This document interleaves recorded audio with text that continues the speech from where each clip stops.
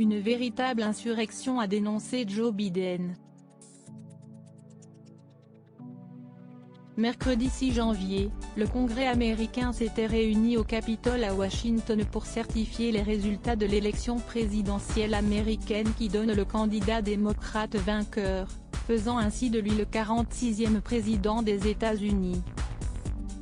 Loin d'accepter sa défaite, et appelant toujours à un recomptage des voix, Donald Trump avait appelé ses partisans à manifester leur mécontentement devant le Capitole, ce que certains n'ont pas pris à la légère.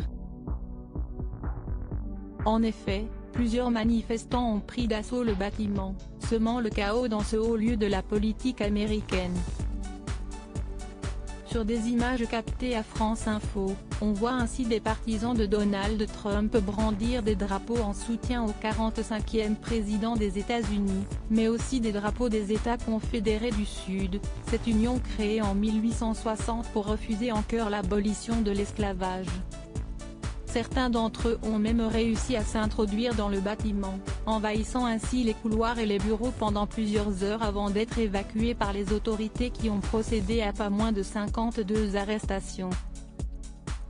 Une supportrice de Donald Trump tuée à la suite de ces insurrections, le bilan s'élève à 4 morts, 2 hommes et 2 femmes, dont une supportrice de Donald Trump, qui a succombé à une balle des forces de l'ordre. Des agents en uniforme de la police du Capitole les ont affrontés et, à un moment, l'un d'eux a fait usage de son arme de service, a précisé la police de Washington.